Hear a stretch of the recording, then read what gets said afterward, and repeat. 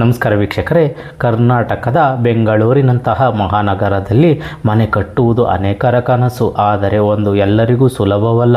ಆದಾಗ್ಯೂ ಕರ್ನಾಟಕ ರಾಜ್ಯ ಸರ್ಕಾರವು ದೀನದಲಿತರಿಗೆ ಮನೆ ಅವಕಾಶವನ್ನು ಸುಗಮಗೊಳಿಸಲು ಕರ್ನಾಟಕ 1 ಲಕ್ಷ ಮನೆ ಯೋಜನೆ ಅಥವಾ ಮುಖ್ಯಮಂತ್ರಿಗಳ ಬಹುಮಹಡಿ ಮನೆ ಯೋಜನೆ ಎಂಬ ಕಲ್ಯಾಣ ಯೋಜನೆಯನ್ನು ಪರಿಚಯಿಸಿದೆ. ಇದರಿಂದ ನಿಮ್ಮ ಮನೆಯ ಕನಸು ನನಸಾಗಲಿದೆ.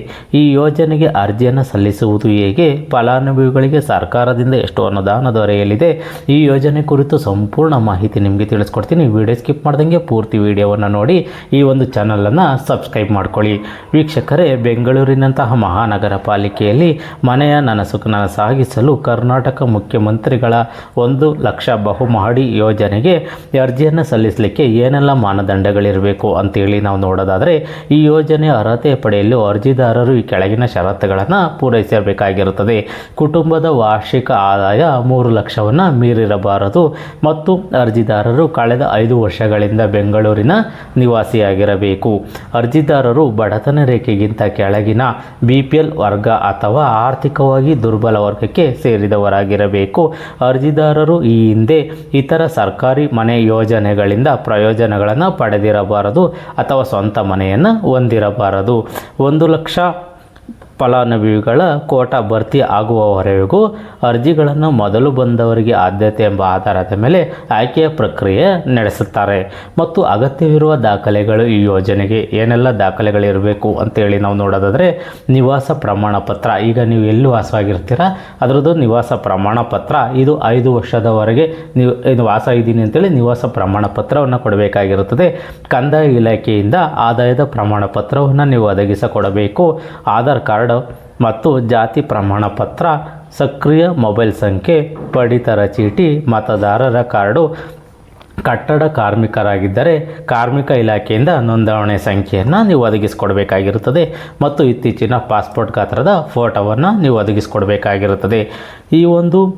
ಈ ಯೋಜನೆಗೆ ಎಷ್ಟು ಅಮೌಂಟನ್ನು ಕಟ್ಟಬೇಕು ಅಂತೇಳಿ ನಾವು ನೋಡೋದಾದರೆ, 13/5/2025ರಂತೆ 1 BHK ಫ್ಲ್ಯಾಟ್ ಘಟಕವು ವೆಚ್ಚವು 13,20,000 ರೂಗಳಿಗೆ ನಿಗದಿಯನ್ನು ಪಡಿಸಿದ್ದಾರೆ.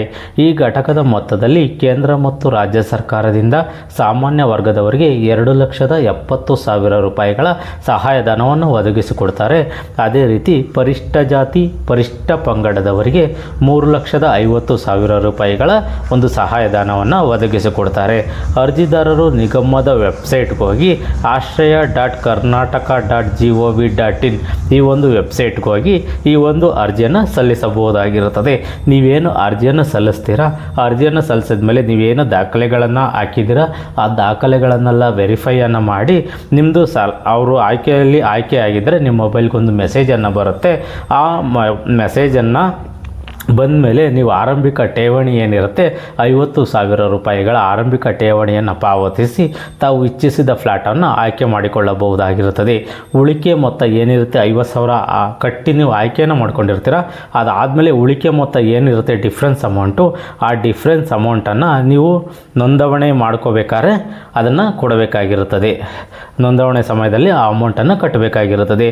ಅರ್ಜಿದಾರರಿಗೆ ಅರ್ಹತೆಗೆ ಅನುಗುಣವಾಗಿ ಬ್ಯಾಂಕುಗಳಿಂದ ಗೃಹ ಸಾಲ ಸೌಲಭ್ಯವನ್ನು ಒದಗಿಸಿ ಕೊಡ್ತೀವಿ ಅಂತೇಳಿ ಒಂದು ಮಾಹಿತಿಯನ್ನು ಇವರು ನೀಡಿದ್ದಾರೆ.